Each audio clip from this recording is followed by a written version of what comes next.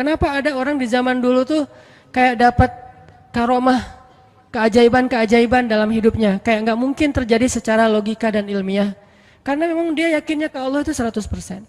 Apakah kalau kayak gitu kita nggak perlu ikhtiar? Perlu, tapi ikhtiar nggak ada hubungannya dengan keyakinan.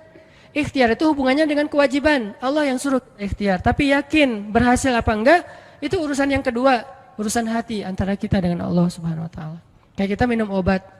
Tentunya kita harus beli obat yang paling bagus, dokter yang paling recommended, yang spesialis. Oke, itu ikhtiar. Tapi kalau sampai hati kita terlibat dengan ikhtiar itu, meyakini bahwa kalau ini pasti sembuh, kalau ini kayaknya nggak ada harapan, soalnya dokter juga nggak ahli, berarti hati kita sudah terpaut dengan makhluk dan berarti sudah berkurang yakinnya kepada Allah. Saat itu kita tidak akan melihat keajaiban. Yang terjadi dalam hidup kita saat itu apa? Hal-hal yang ilmiah. Kenapa kita hanya ngalamin hal-hal yang ilmiah? Karena kita yakinnya kepada hal yang ilmiah. Kenapa ada orang yang ngalamin hal-hal yang sifatnya miracle? Karena dia yakinnya kepada mukjizat. Yakinnya kepada aun atau pertolongan dari Allah Subhanahu Wa Taala. Jadi bukan kita tidak berikhtiar, ini bab a'malul qulub, amal hati. Apakah hati kita yakin gak sama Allah Subhanahu Wa Taala? Dan Umar mendengar cerita itu semakin yakin sama Allah. Makanya nanti muncul kasus di zaman Umar tuh luar biasa. Ini presiden kalau imannya 100% ke Allah, ada masalah di negaranya tuh, dia tinggal bilang ya Allah beres tuh masalah. Jadi di Mesir waktu itu ada musim paceklik sampai sungai Nil tuh hampir habis tuh. Sehingga air sungai Nil nggak mengalir lagi ke ladang-ladang jagung, gandumnya orang-orang Mesir. Dan orang Mesir yang dulunya menyembah anak sapi betina, mulai syirik lagi nih, mulai berpikir kalau kayak gini mah sama aja, setelah Islam datang kita tetap aja susah, paceklik, mending kita doa lagi ke nenek moyang kita, dewa-dewa yang dulu. Gubernur Mesir yang namanya Amr bin As waktu itu ngirim surat kepada Umar ke Madinah. Ya Amirul Mukminin, Mesir sedang diuji oleh Allah dengan kekeringan dan masyarakatnya hampir syirik. Kami mohon bantuan dari pusat, dari Madinah untuk membantu bagaimana mengatasi kekeringan di Mesir. Begitu surat itu sampai ke Umar bin Khattab, Umar nulis balik surat dalam bentuk doa. Bismillahirrahmanirrahim. Ya Allah, turunkanlah hujan untuk masyarakat rakyat Mesir. Dikirim ini surat ke Mesir. Waktu itu ibu katanya masih Alexandria, belum Kairo.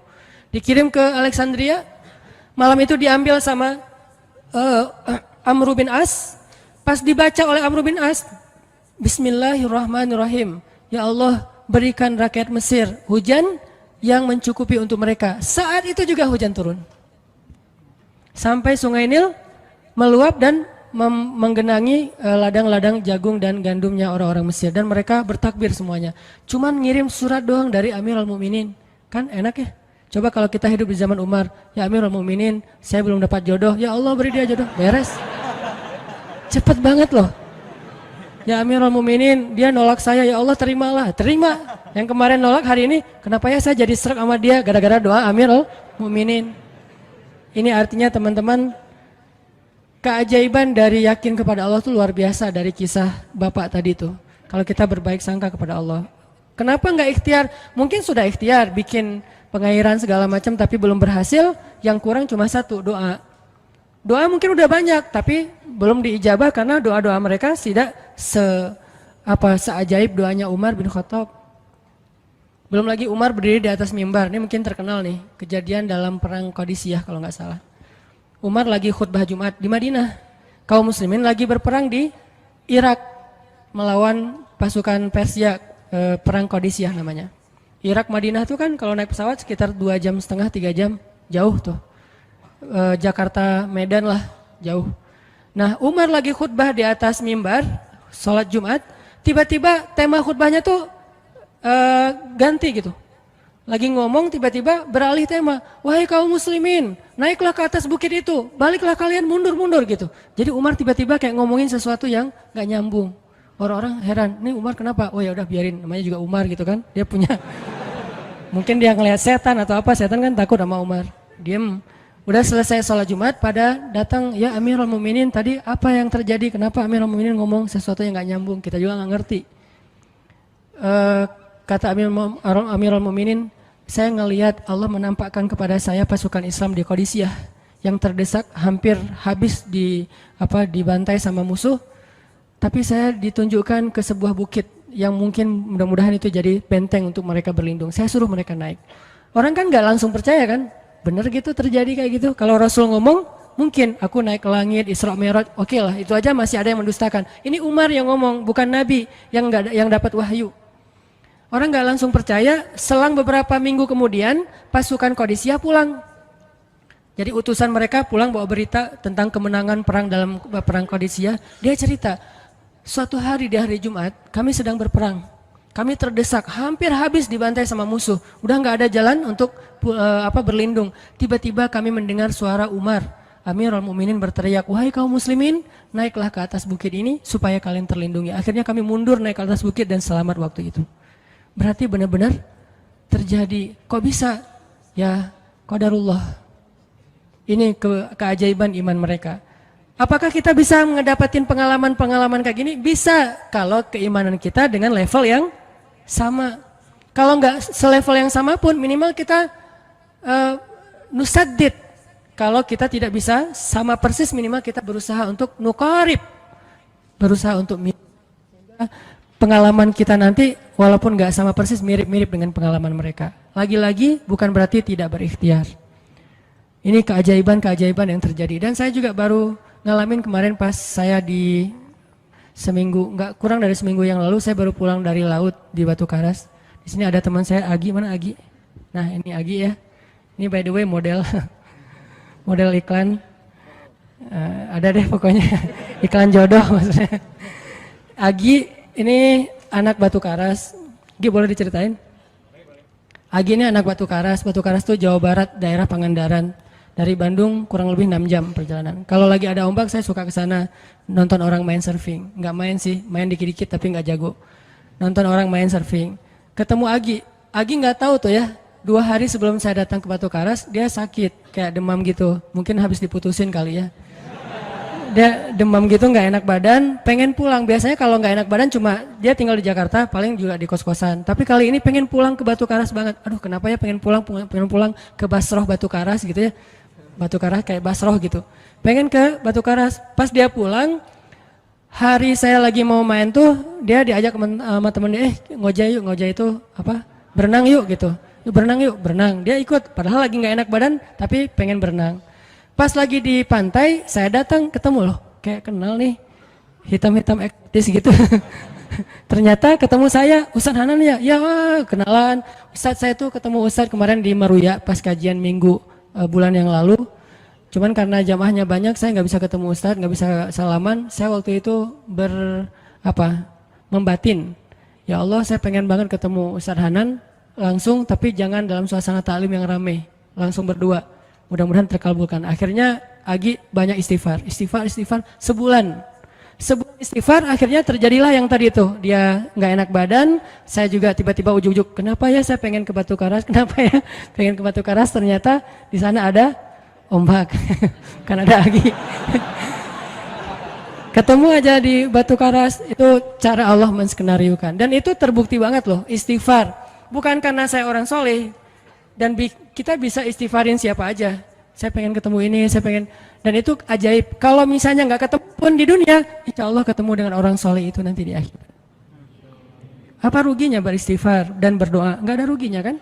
Ya Allah, saya pengen banget ketemu dengan misalnya sebutlah ulama yang paling kita ngefans di dunia siapa gitu, dengan Imam Sudais, Imam Masjidil Haram. Pengen banget jabat tangan sama Imam Masjidil Haram yang imamin umat Islam seluruh dunia gitu. Tapi kan nggak mungkin. Kita umroh, kita haji juga nggak bisa ketemu dengan Imam Sudais. Kita berdiri paling depan ya, di dekat dengan Hajar Aswad. Begitu mau sholat diusir tuh.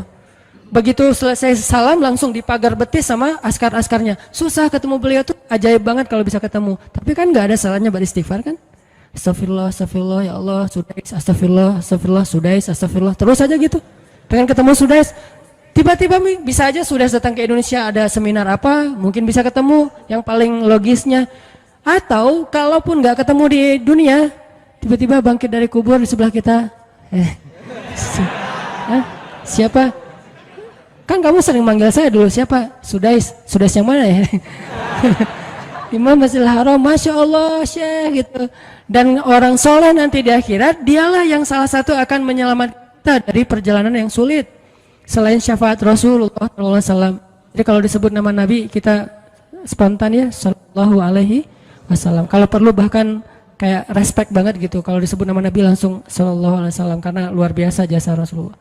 Yang jelas selain Rasulullah Sallallahu Alaihi Wasallam, nanti ulama-ulama orang-orang soleh juga bisa nolongin kita di akhirat. Jadi kalau kita doa, ya Allah pengen banget ketemu si Fulan, Syekh Fulan, Ustadz Fulan, Kiai Fulan.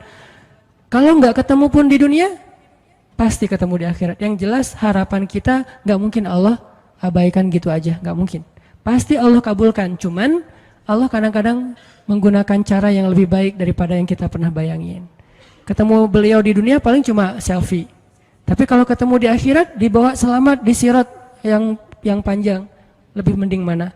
Ketemu nih dengan seorang ulama, orang soleh yang kita ngefans banget nih. Pokoknya saya pengen banget selfie sama beliau, ya Allah. Apalagi kalau orang soleh itu followersnya banyak, misalnya ya 1.100.000. Sedikit itu mah, banyak model yang 17 juta, 19 juta. Pengen followersnya nambah kalau selfie sama beliau. Cuma nambah followers. Tapi kalau ketemunya di akhirat, nambah apa? Nambah derajat, naik level. Kita jadi selevel dengan masuk ke level beliau, padahal kita mah malahnya nggak selevel gitu. Kenapa? Karena dibawa sama beliau. Orang soleh itu kalau mau masuk surga, teman-teman nyari teman-teman yang mencintainya di dunia. Ya Allah, mana Fulan, dia mencintai saya di dunia. Ya Allah, mana Fulan, dia mencintai saya di dunia. Allah bilang, dia masih tuh di sidang, belum beres-beres, sudah sidang ke-30 misalnya. Kan sidang di dunia aja satu kasus berpuluh-puluh kali kan, gimana sidang akhirat lebih berat lagi tuh. Ya Allah, tolonglah dia, selamatkan dia karena saya mencintainya selama di dunia karena Engkau. Akhirnya orang-orang soleh pada balik lagi. Dari surga balik lagi ke padang mahsyar. Demi ngapain? Demi menyelamatkan orang-orang yang mencintai mereka semasa di dunia. Datang ke padang mahsyar, cari ke bagian informasi. Tolong dong yang namanya ini gitu, panggilin. Perhatian, Hanan At-Taqi dipanggil sama Syekh siapa gitu teh. Saya dipanggil, datang aja. Mas, saya yang dipanggil, benar Hanan At-Taqi? Ya, mana coba buktinya? Aduh, saya lupa bawa kartu nama. KTP misalnya. Udah pasti tahu lah ya malaikat sama kita. Udah, masuk aja. Tuh ada yang nungguin di business lounge gitu. Jadi ada VIP lounge-nya gitu kan. Oh, saya boleh masuk VIP lounge-nya, masuk ke VIP lounge. Udah sampai di sana udah ada makanan segala macam, mereka lagi duduk. Kayak asa kenal nih, siapa ya? Dekat Hanan ya? Ya, wah kita sering ketemu dalam doa. Wah, akhirnya pelukan. Ada apa Syekh? Yuk ikut saya ke surga, kan enak banget kan? Terus sidang saya gimana? Udah beres, diberes sama teman-teman saya di sana. Saya banyak teman di dalam gitu. Saya banyak. Beres kan? Di dunia aja bisa gitu, masa di akhirat gak bisa? Tapi dengan seizin Allah dan Allah ridho dengan kebaikan-kebaikan itu. Jadi nggak ada sia-sianya juga kita. Kan dulu saya pernah cerita yang Imam Ahmad bin Hambal kan yang pengen banget ke Basrah, dan itu ternyata terjadi juga sama Agi. Dan terjadi juga sama salah seorang driver ojek online di Bandung. Baru 2 bulan yang lalu kejadiannya. Saya lagi datang ke markasnya Pemuda Hijrah, kita sering ada kayak rapat gitu di kantor. Markas kita namanya Masjid Al-Latif di dekat Gedung Sate. Datang dari pagi rapat sampai sore. Dan saya pakai baju main biasa, bukan pakai baju taklim. Sebetulnya sama aja sih. Nah, waktu itu sholat zuhur di Masjid Al-Latif, saya ngimamin sama asar. Habis asar pulang, karena nggak nyetir sendiri, saya pakai online, saya order nih. Order, pakai ojek, ada yang ngambil. Drivernya ngambil, datang, jemput, pulang. Kemana? Ke Cimahi, pulang. Di tengah jalan dia nanya, Mas sering sholat di Masjid Al-Latif itu ya? Saya bilang, ya lumayan, saya bilang. Ya itu masjid rame banget, anak-anak muda pada numplak di situ taklim. Siapa sih itu, ada imam muda, bagus suaranya gitu. Ntar jangan GR dulu. Muzammil, oh ya Muzammil, ya bagus tuh. Tadi udah GR, ternyata salah. Oh Muzammil, benar-benar Muzammil tuh suaranya bagus banget ya, anak ITB kan? Ya anak ITB ya. Kalau Mas di situ sering ngimamin juga? Ya sesekali sih, saya bilang. Dia mulai curiga gitu. Suka ikut taklim juga di sana? Ya kadang-kadang, saya bilang. kenal sama Muzamil? Ya lumayan, padahal murid sendiri kan. Lumayan saya bilang. Oh mas, kayak nggak asing nih. Mas tadi ngimamin sholat zuhur bukan? Ya saya bilang. Mulai curiga kan dia. Mas namanya siapa sih mas? Hanan saya bilang. Hanan? Hanan yang mana nih? Ya.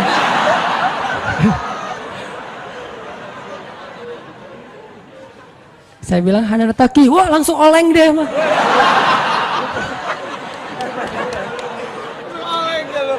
Oh, mas biasa aja mas biasa aja gitu. Ini benar Ustaz Hanan Taki, benar. Masya Allah, ya Allah, udah gitu kayak terharu gitu, heboh, semua orang pada ngelihat lampu merah lah gitu ya, pada ngelihat semuanya. Saya langsung pakai masker, sah gitu.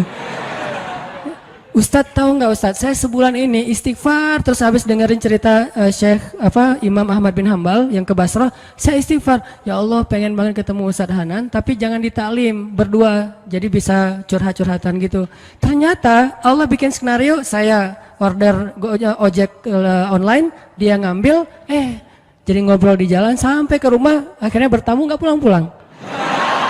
Wah ini luar biasa cara Allah. Dan wallahi teman-teman, dan itu terjadi. Jadi udah 2 kasus nih yang saya alamin ya. Satu Agi, satu lagi yang ojek online tadi. Dan dua-duanya hajatnya sebulan Allah kabulkan. Jadi kalau ketemu saya aja sebulan gampang, masa ketemu jodoh bertahun-tahun gak dapat ya? Gimana nih? Istighfarnya gimana nih? Nih terutama buat cewek-cewek nih, kalau cewek-cewek kan nggak bisa nyari, masa cewek kepo gitu kan nggak mungkin, pura-pura follow, nge-like, kok dia nge-like terus yang first like lah gitu, nggak mungkin kan, cewek kan agak-agak jaim, ya udah istighfar aja deh, banyak-banyak istighfar. Tiba-tiba ada yang kesandung jatuh di depan cewek, HP-nya jatuh, dia pergi, HP-nya nomornya, nggak penting sih ceritanya, pokoknya ada. Ada jalan dari Allah yang kita nggak ngerti nih, yang jelas bisa. Kita tinggal yakin aja sama Allah, istighfar, Allah yang kasih jalan. Walladzina jahadu fina lanahdiyannahum subulana. Pokoknya kalau kalian bersungguh-sungguh kata Allah di jalan kami, udah kami kasih jalan-jalan keluar yang subul, jamak dari sabil, banyak banget jalan keluar di sisi Allah. Yang penting kita jahadu fillah, berusaha di jalan Allah Subhanahu wa taala.